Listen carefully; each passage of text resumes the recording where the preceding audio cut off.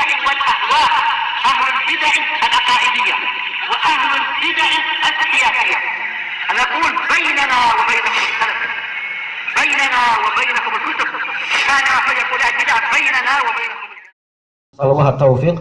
Apakah para sahabat hafal Al-Quran 30 juz semua? Karena kalau melihat sejarah pengumpulan Al-Quran, maka Al-Quran dikumpulkan dari beberapa orang, tidak diambil dari satu orang saja. Serta tentang riwayat seorang laki-laki yang mahar nikahnya dengan Al-Quran karena kemiskinan.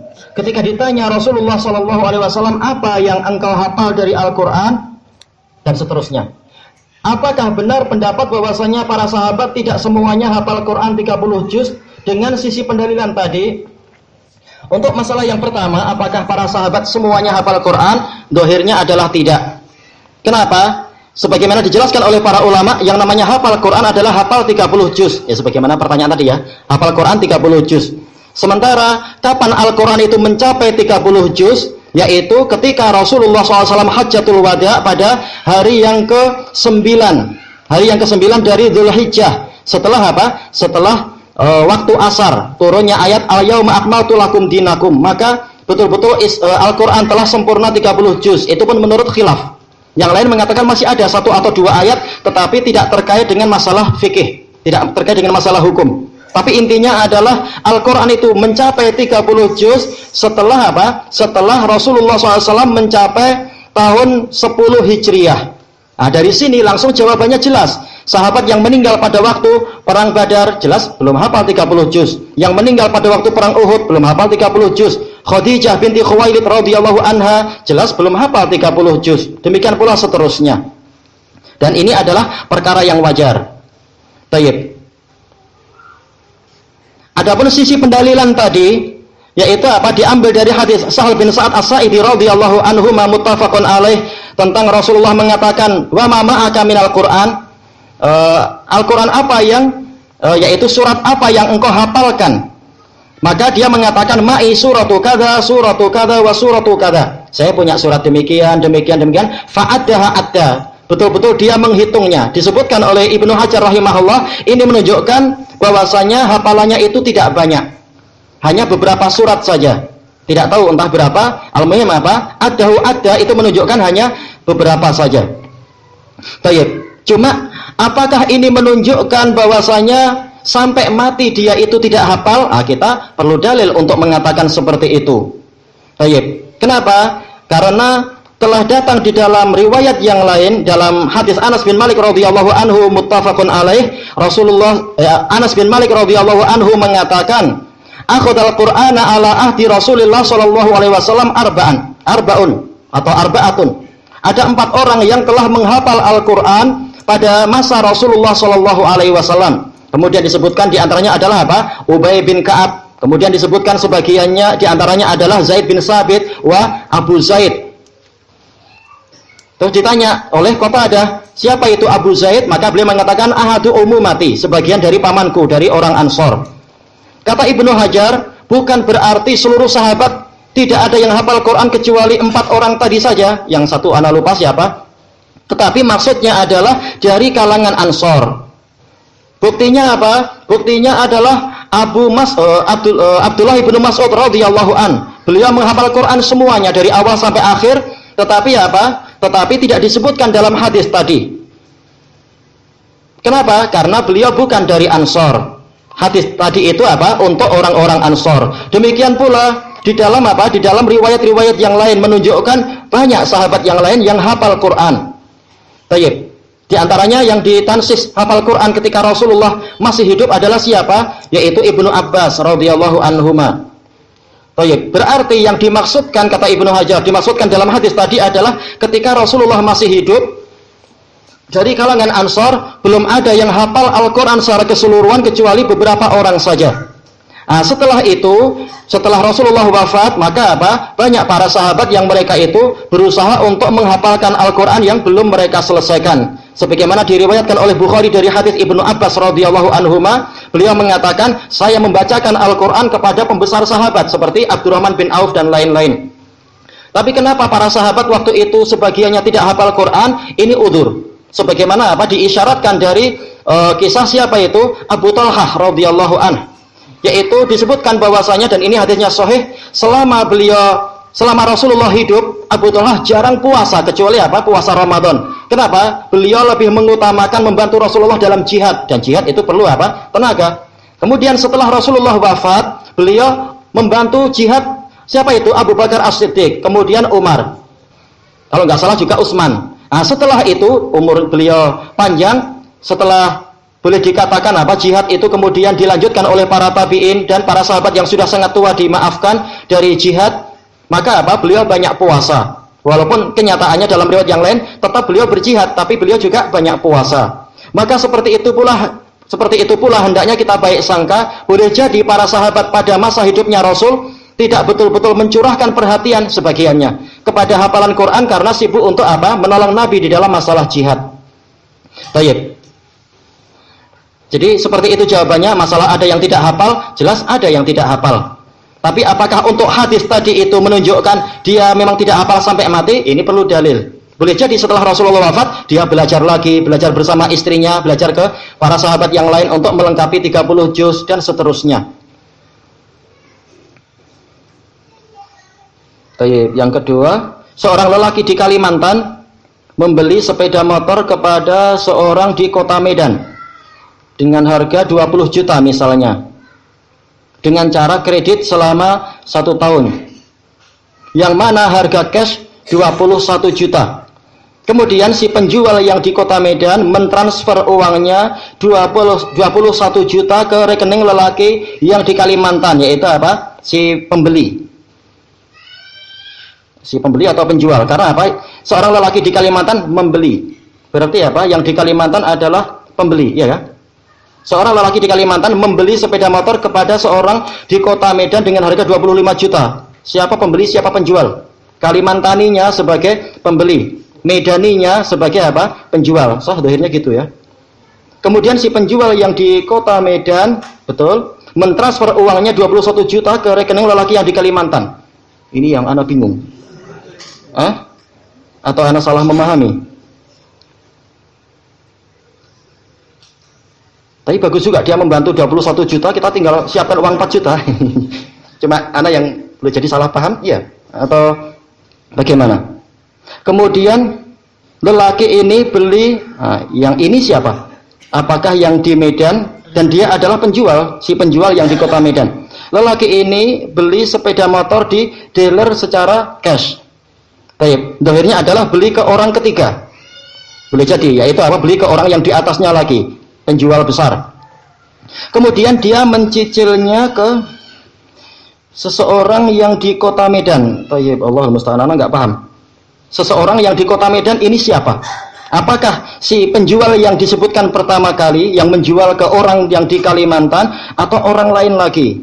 Secara kredit selama 1 tahun, bolehkah jual beli seperti ini?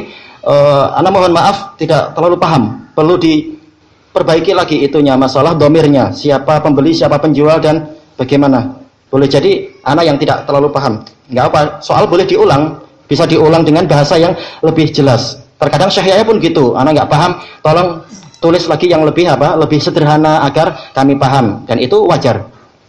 Kenapa? Daripada salah menjawab nanti muskilah. Sebagaimana disebutkan oleh Ibnu Najjar Al-Hambali Al-Futuhi di dalam kitab beliau Syarah Al-Kawkabul Munir ala Usulil Fiqh. Beliau mengatakan apa itu?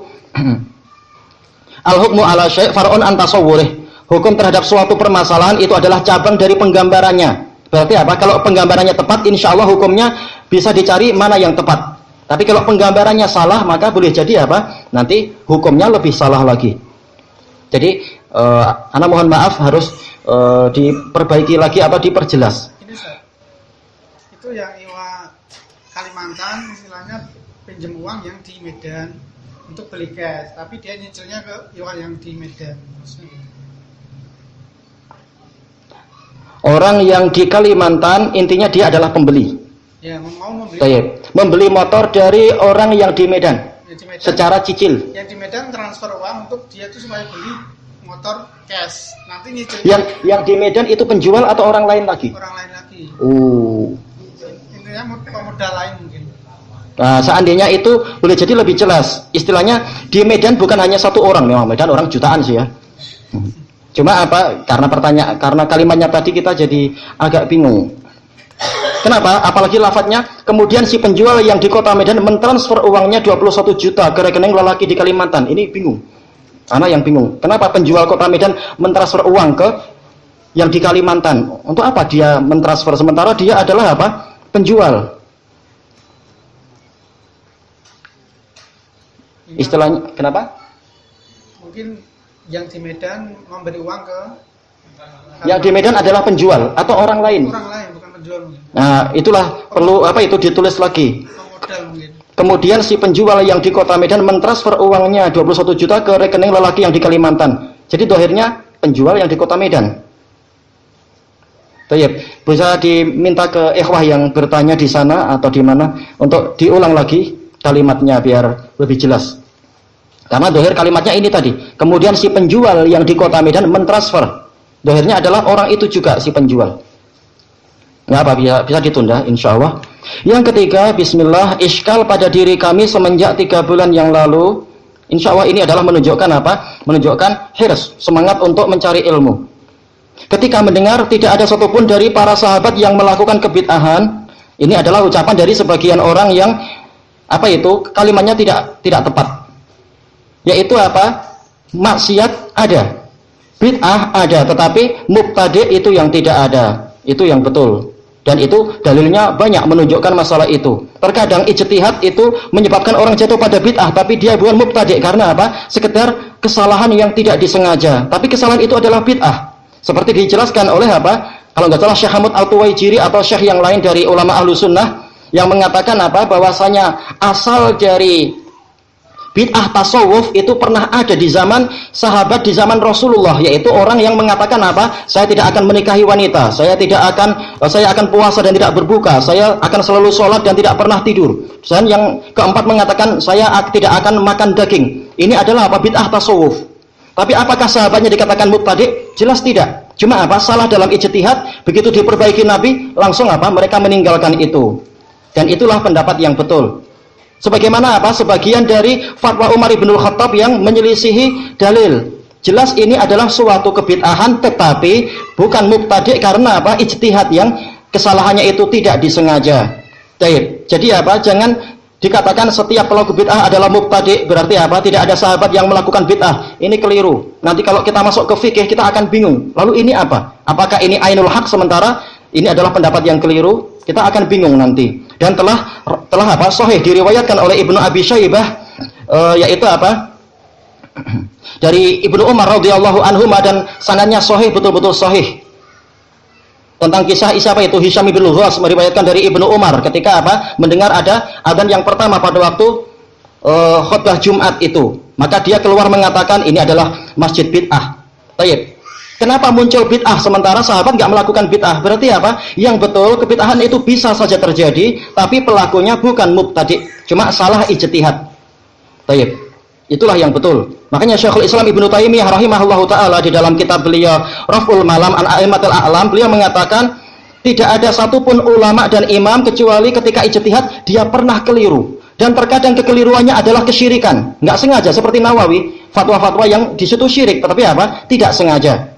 Atau apa? Terkadang adalah berupa kebid'ahan, tapi tidak sengaja. Atau terkadang adalah kemaksiatan yang semuanya itu Allah akan mengampuni karena dia sekedar salah ijtihad, tidak sengaja untuk apa? Berbuat kebatilan. Jadi harus dipahami masalah ini. Baik, itulah pendapat yang betul. Baik, sekarang lalu terbersit pada diri kami siapa Dzulkhuwaisirah itu. Baik, jadi jangan sampai kita bingung, gimana menuduh sahabat berbuat bid'ah. Kita tidak boleh untuk apa? Berlebihan di dalam masalah asobiyah sampai amalan yang keliru pun dikatakan tidak keliru, itu tidak betul. Masalah maksiat saja ada, masalah zina ada, masalah pencurian sampai tangan dipotong ada. Tapi apa? Mereka tidak terus-menerus di atas kebatilannya kalau tahu itu batil. Itulah yang betul.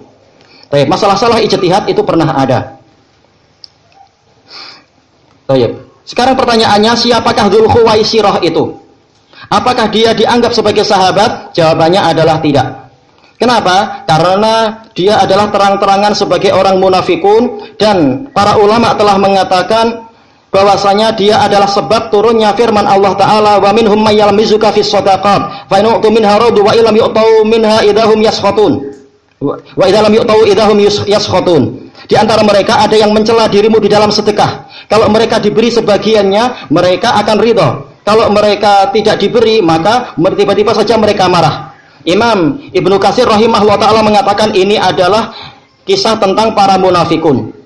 Dan disebutkan oleh Imam Al-Baghawi rahimahullahu ta'ala, ini adalah Dzul Khuwaisirah, yang dia adalah termasuk dari munafikin yang mencela Rasulullah SAW di dalam masalah sedekah. Dan juga ini ditetapkan oleh siapa? Oleh Al-Qurtubi rahimahullahu ta'ala dalam tafsir beliau, yang mana tentang ayat ini beliau mengatakan ini adalah para munafikun yang disebutkan di dalam hadis Abu Sa'id Al-Khudri radhiyallahu an, hadis muttafaqun alaih, yang ketika Rasulullah membagi-bagi pemberian itu, kemudian apa? Dzul Khuwaisirah datang mengatakan, Dzul Khuwaisirah At-Tamimi mengatakan, innama hadhil qismah lam yurad biha wajhullah. Sesungguhnya ini adalah pembagian yang tidak diinginkan dengannya wajah Allah. Berarti apa? Ta'an terhadap keikhlasan Nabi sallallahu alaihi wasallam. Dan dia mendatangi Nabi dan mengatakan, ya Muhammad i'dil fa innaka lam ta'dil. Wahai Muhammad, bersikap adillah engkau karena engkau itu tidak adil. Baik, ini apa berarti? Mencela keadilan Nabi sallallahu alaihi wasallam. Baik. Berarti apa? Dzul Khuwaisirah bukan sahabat tetapi dia adalah munafik. Dan ini juga tansis dari Ibnu Asyur dalam tafsir beliau, dan juga kebanyakan dari para mufassirin yang lain. Dzul Khuwaisirah bukan dari kalangan apa? Sahabat, tapi dari kalangan munafikin. Baik, dan ini juga dibahas oleh Imam Al-Ajuri rahimahullahu ta'ala, bahwasanya seluruh munafikin yang ada di zaman sahabat, mereka itu adalah apa? Yaitu ahlul ahwa, dan ahlul ahwa yang datang setelah itu semuanya adalah dari kalangan munafikin. Berarti apa? Dzul Khuwaisirah yang mana dia adalah pemimpin ahlul ahwa dari kalangan khawarij, berarti dia adalah munafik. Baik. Dan apakah perbuatannya menentang Rasulullah SAW ketika pembagian ghanimah itu merupakan nifaq amali? Dohir dari kalam para a'imah adalah nifaq i'tiqadi. I'tiqad, kenapa? Dia meyakini Rasulullah tidak adil, dan dia meyakini Rasulullah tidak ikhlas. Ini i'tiqad. Na'udzubillah. Bukan amali dalam artian dia kalau bicara dusta, atau kalau dia dipercaya berkhianat, atau kalau dia berjanji dia menyelisihi, itu baru nifaq amali. Tapi menuduh Nabi dengan keyakinan, maka ini adalah apa? Nifaq i'tiqadi. Apakah kita bertaradhi kepadanya? Jawabannya adalah tidak. Apakah dia termasuk ke dalam firman Allah Ta'ala, wa kullu wa'adallahul husna? Jawabannya adalah tidak. Kenapa? Karena dia tidak menempuh jalan apa? Para sahabat. Dia menyelisihi jalan sahabat. Jikalau dia termasuk munafik, apakah kedudukannya sama dengan Abdullah bin Ubay bin Salul? Dohirnya sama dengan apa? Pendapat jumhur ulama tadi itu, munafik i'tiqadi. Sebab turunnya ayat, sebagaimana Abdullah bin Ubay sering menjadi sebab turunnya ayat munafikin.